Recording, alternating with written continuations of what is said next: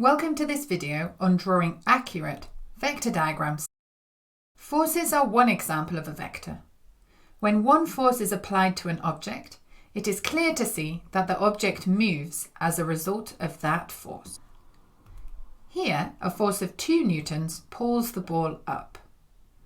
When 2 or more vectors are applied to an object, the object moves only in the direction of the resultant. Here, 2 strings are attached to the ball and pulled at the same time. The 5 Newton force to the right and the 2 Newton force up cause the ball to move in the resultant path shown. In the triangle method, vectors should be combined by joining the tip or arrow of one vector to the tail end of another vector. Here we have vector A and vector B. The tail of vector B is placed at the tip of vector A. It is then easy to see the resultant of these 2 vectors, vector C. This is the hypotenuse of the right-angled triangle and is easy to be drawn or calculated.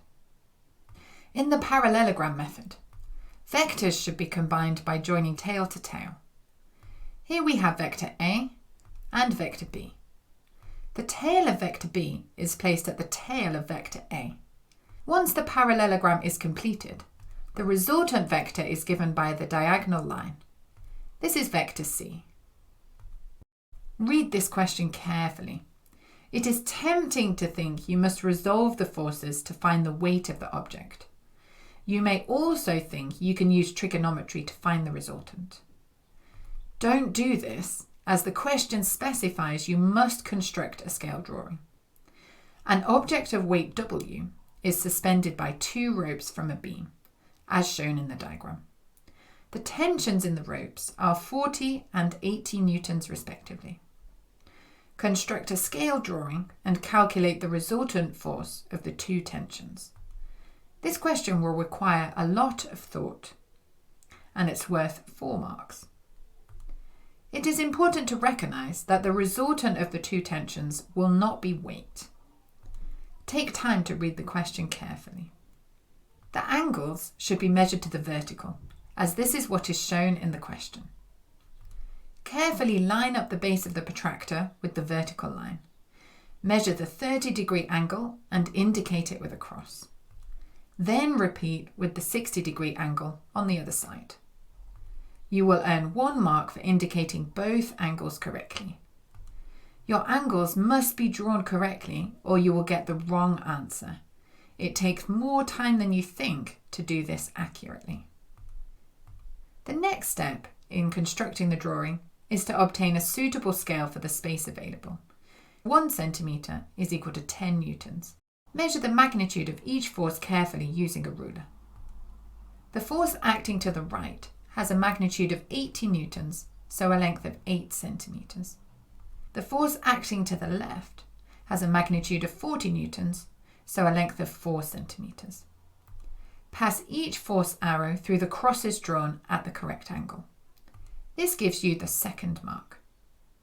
Practice finding a scale for as many questions as you can. This is always harder than it appears. Now construct the parallelogram of forces using your ruler.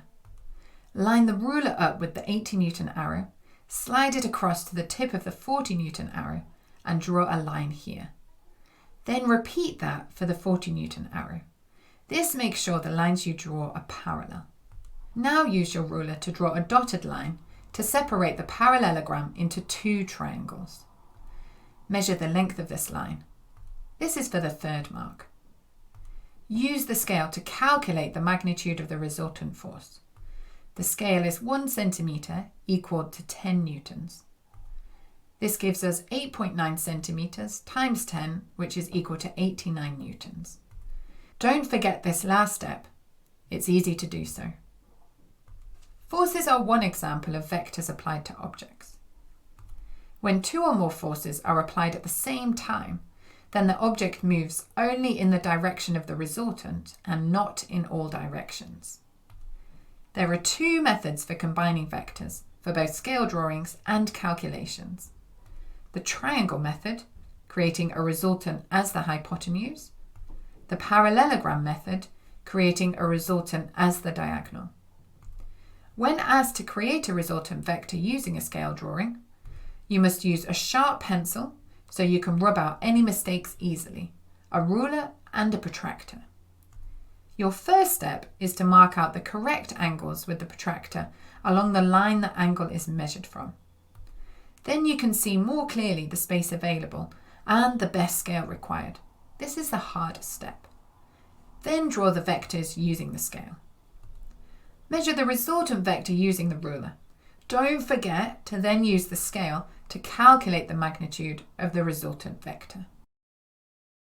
Don't forget to check out all our other fantastic revision resources here at Save My Exams.